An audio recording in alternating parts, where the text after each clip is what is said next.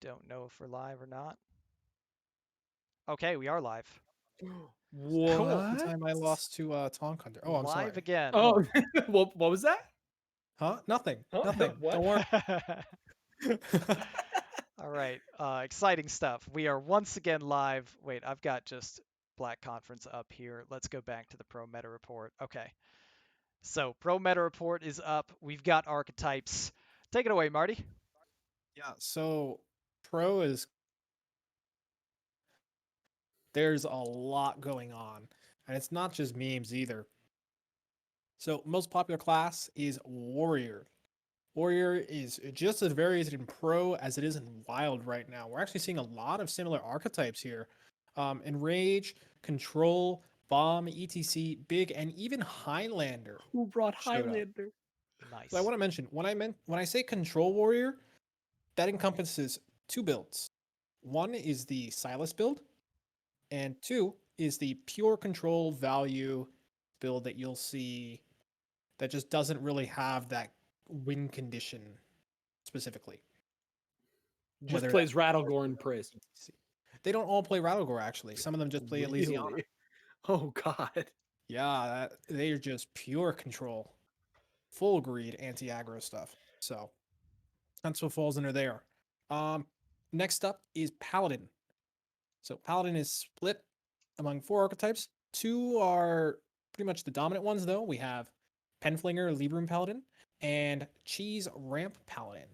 Ramp Paladin has fallen a ton in popularity over the last few weeks, but it's still pretty popular. 23 brings is a lot. Pen Paladin has taken the reins once more as the most popular Paladin deck. Beyond those, we have 5 Pure Paladins and 2 Big Paladins.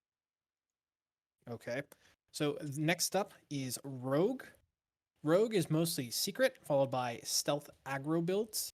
So the ones that you see with the self-sharpening sword, that is what falls under as stealth. I had to name this stealth because there was an aggro rogue build earlier in the season that I had seen based on world kick builds before, so I had to differentiate them. Ah, nice. Outside of those, though, we have 2 Highlander rogues and 6 secret rogues. Secret rogues vary just a little bit in builds. I'm sure they could improve if they wanted to. Secret kind of underrepresented, but I think that's more because people just prefer to bring the other generally superior rogue archetypes. Next up, Priest. Highlander Priest is huge now. 36 brings. We haven't seen this many priests in a while. Okay. Ever since the last week or two, Highlander Priest has become very popular.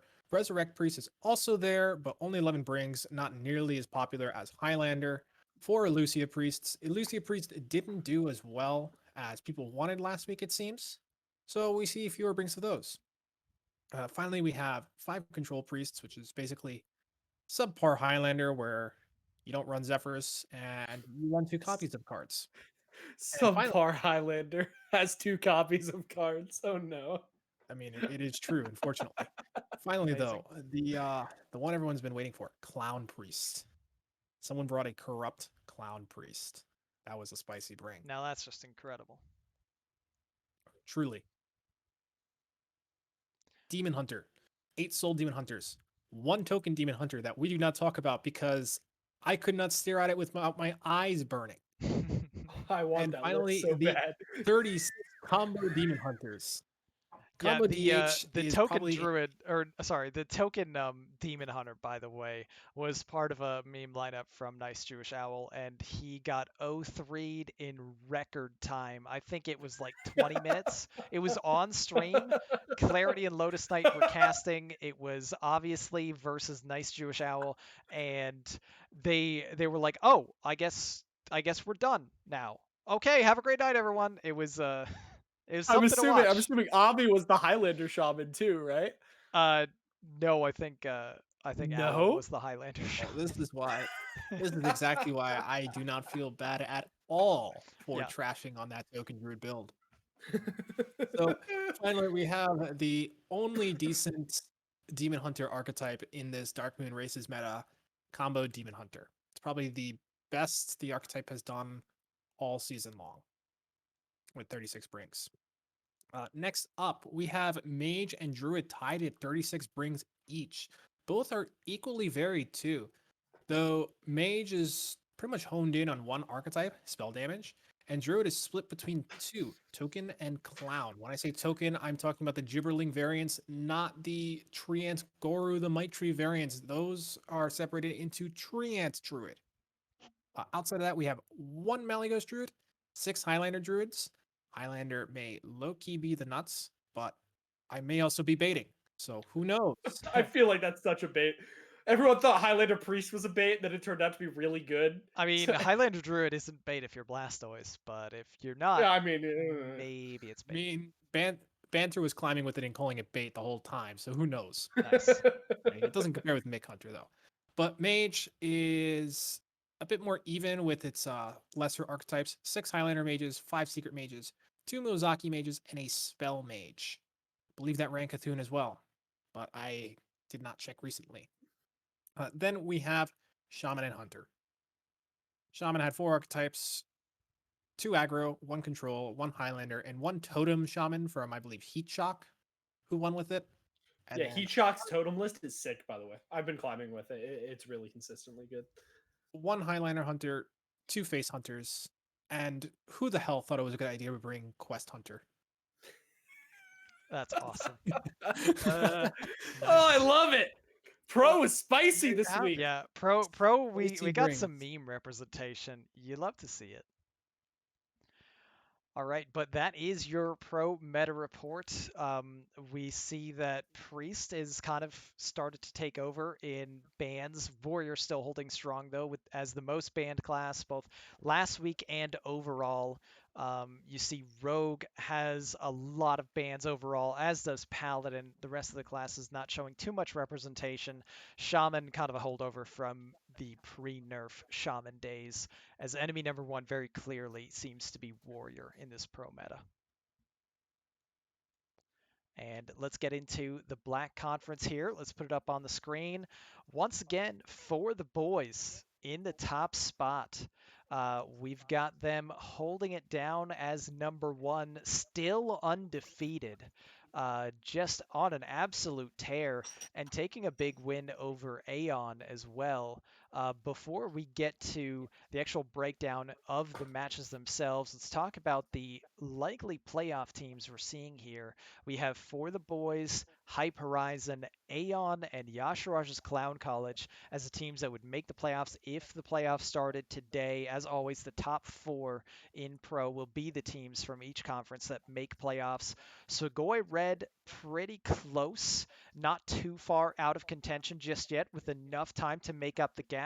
Same with the Unknown and Bad to the Bone, both at 109. And then you have teams that are facing a pretty tough climb after that at Sugoi Black, Cirque du Soul Fragment, both at 95, Glockgora and Illini Esports, 90 and 85 respectively.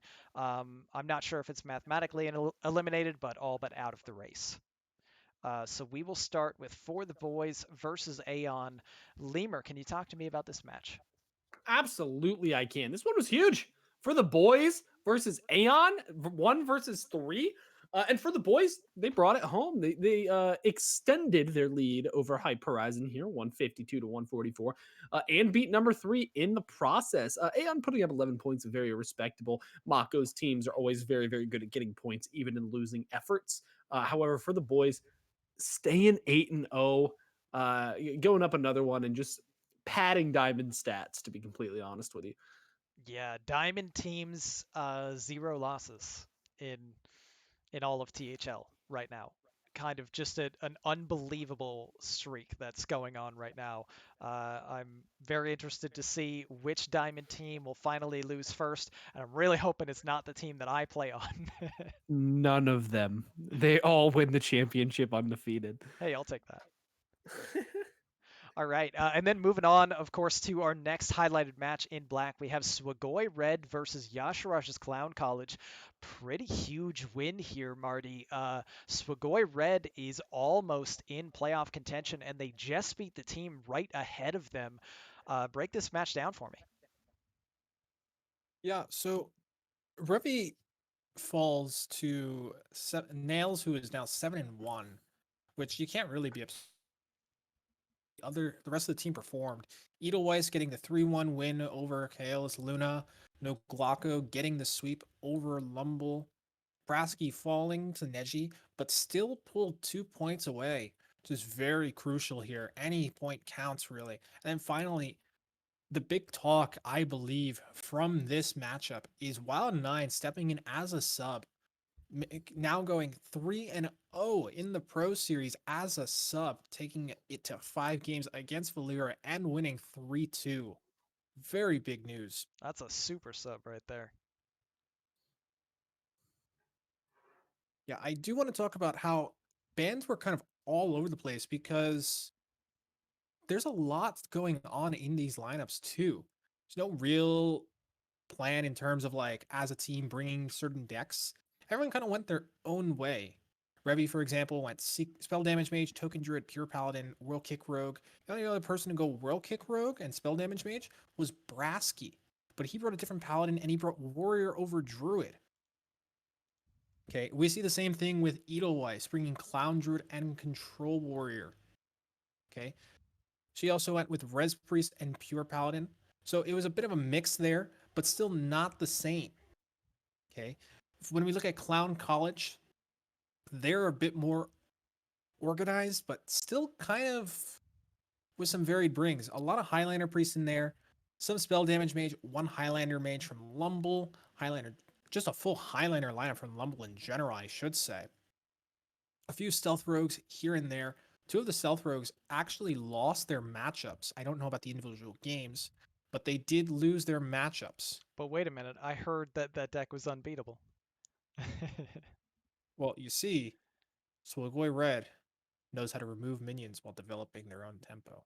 Nice. Nice. Somebody was listening to Hearthstone Prophet Jay Alexander, I'm sure.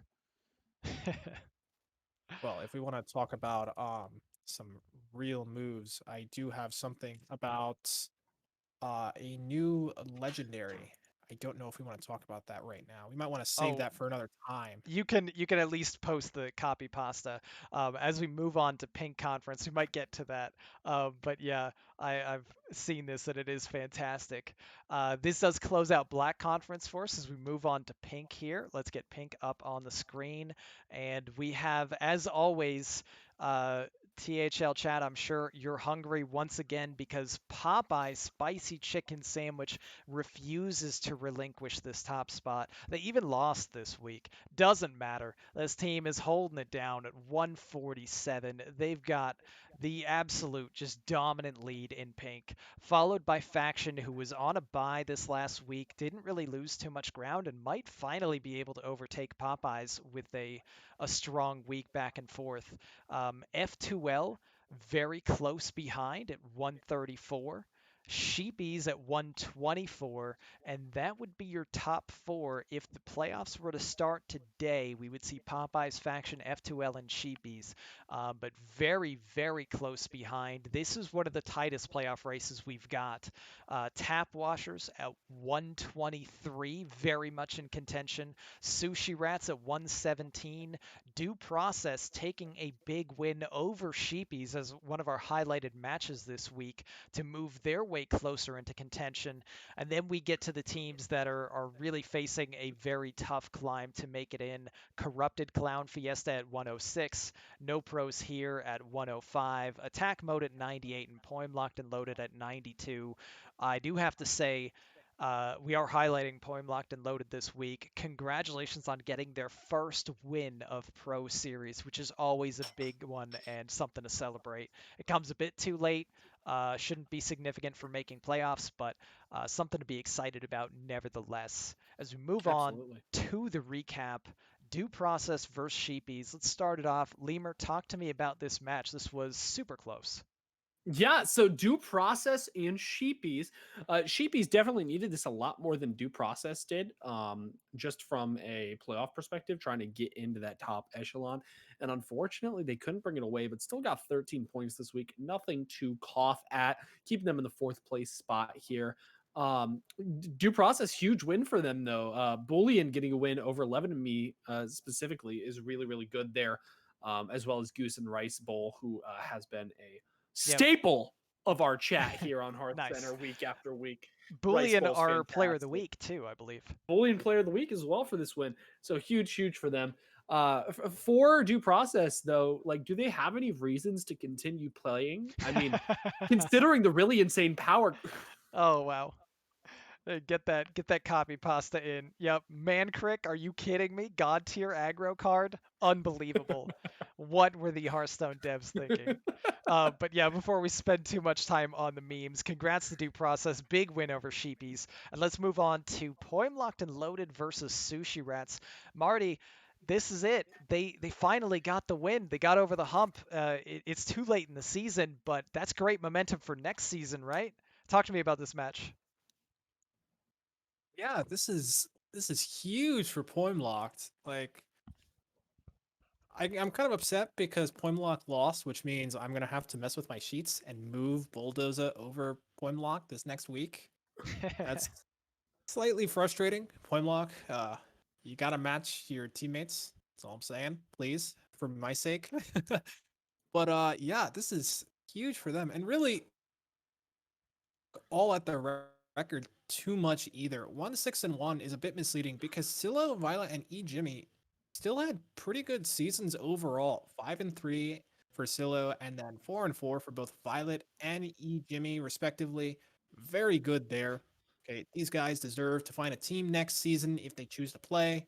I do think they can compete very well and bring success to whatever teams they are on. Plumlock and Bulldozer, I'm not saying you can't. I'm just saying that I'm very frustrated that I have to readjust you on my sheets. Marty's all about the sheets.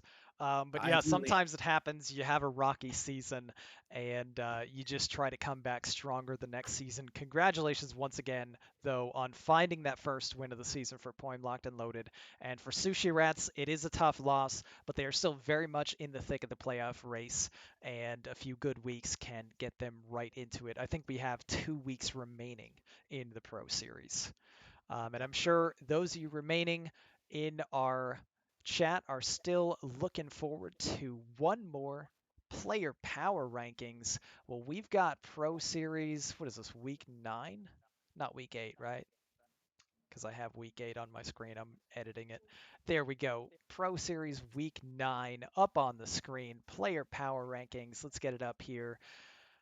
What more would you expect but an undefeated player actually having the top spot? I guess we don't No, I have would to spam expect rigged, anything. I would expect anything different at this point, right? Ron. Right? I haven't seen that all season. I don't know what you're talking about. Unbelievable. Flame Killer, 8-0, 41 PAR. Look at that, 24-9 game score. I don't know if anybody passes Flame Killer, even if they lose the last 2 weeks, right? PAR is sometimes invincible when you get to a certain point. But congrats, amazing season for them, 8-0, followed by Harash at number 2 at 6-2. Honest Zabe taking the number 3 spot at 8-1. I'm a little confused why 8-1 is below 6-2. I guess we can go back to spam and rigged. But Honest Zabe 8-1, incredible series so far. We've got Molestar in the 4 spot at 6-2. German Shep at 7-1 in the 5. McBanterface at 7-2 in the 6 spot. Number 7 coming in, yours truly, Ron Mexico at 6-2. We've got Buck Nasty ZB at number 8 at 6-2. Ridiculous Hat at 6-2 at number 9. And wow, that is 4 through 9 all black conference, 1 through 3 all pink conference. Really interesting trends we're seeing. And to round out our top 10, we're going back to pink. It's Brian O'Brien, 6-2. Congratulations to our top 10 player power rankings Pro Series Week 9 players. And moving on, we have honorable mentions. Let's not forget about 7-1 Nails. I don't know why you're not in that top 10, Nails. 7-1. What the? Markshire at 6-2. Obviously at 6-3. Rice Bowl. He's out here in chat supporting us every week. Look at you out there in double power rankings lists. Well, this one honorable mentions, but still, congrats, 6-2. And rounding it out, Revy 5-3. That is your player power rankings. Our hat is 21-15. Nails is 21-10. He's lost 5 less games. 5. But is somehow on the honorable mentions because of a 2-par differential. I hate this system. So, Donde, I'm coming for you. as always, just get better PAR easy. Okay, and that does it for Pro for us. We've got our final words of the night, our highlights, RNG card of the week, few last things to recap. Let's get back to the caster screen. Thank you all for bearing with us as we've had slobs kind of die on us, restart, die on us again, whatever. We're we've made it to the end of the show. And let's see what we have for RNG card of the week, which will be revealed after the highlight clip. I'm sure you might be able to guess.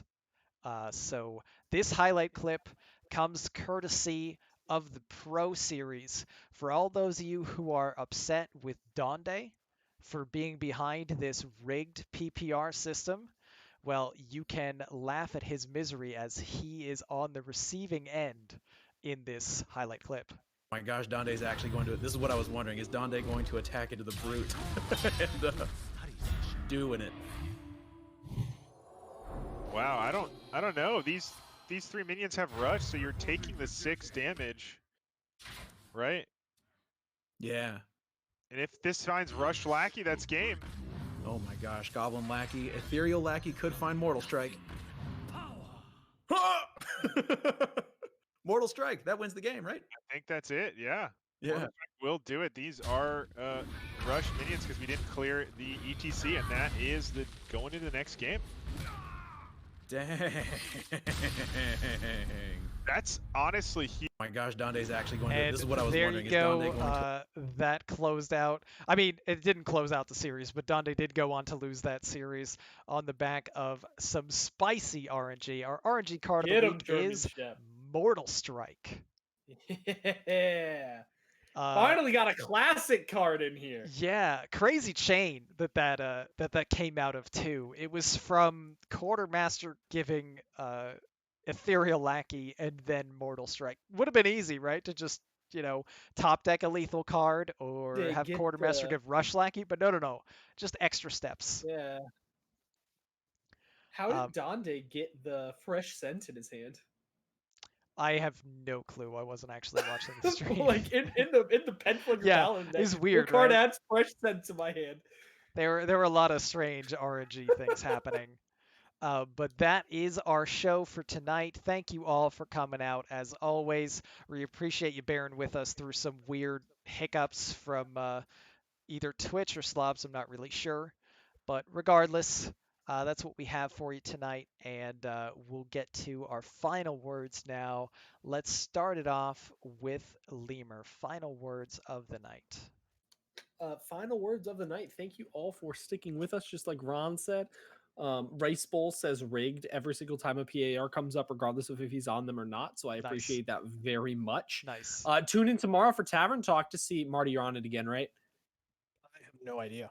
Oh, okay. To potentially see Marty and the rest of the Tavern Talk cast headed up by Dr. Fish to see the predictions for playoffs. Very, very exciting times. A Hero winding into playoffs, and Wild and Pro are not going to be very far behind. So very exciting. This is news to me. I had no idea I was on that show. I mean, now you have to be, right? Lemur make just me. making Oh, things no. happen. Nice. All right, but go ahead, Marty. Final words on the night. Yeah, so I guess I may or may not be seeing everyone tomorrow again. Really, Just call him Marty Monday, Tuesday, Wednesday. it's just Marty week. Marty So, week. Marty Gras, basically, all week long. But really, Saturday Schoolstone will not be happening. Our matchups didn't really work out for that this time around, but we do have a spicy one instead this Sunday. So Schoolstone will happen twice instead. We'll have a match from 1 to 2, and then we'll take a quick 30-minute break to come back to you with everything wild as well. So on that, we'll have the meta recap for 30 minutes once again, followed by a match at 3 between Glare, who was just named Player of the Week, And Wildcard, who we were just discussing, has done very well in Pro Super good season. and is also doing extremely well in Wild. So it'll be a good one. Make sure to stop by. Jailstone will be joining me again. I can't confirm whether 6J will be there, but it should be good regardless. Nice, nice. All right, and final words for me. Just of course, thank you as always for tuning in to Hearthcenter. Hope you enjoyed. Hope you made it through some of those crazy hiccups. And stay tuned, of course, to this channel and to the Discord for all things THL coming up. We've got Tavern Talk, of course, on Wednesday at 9 p.m. We've got all kinds of match shows coming at you from Thursday, Friday, Saturday, Sunday, and we come back around to our talk shows, as it were, with Mondays around the saloon and Tuesdays back to Hearthcenter, where hopefully Slobs and Twitch will cooperate next week. Thanks again, everybody. Hope you have a great night. We'll see you next time. Take care.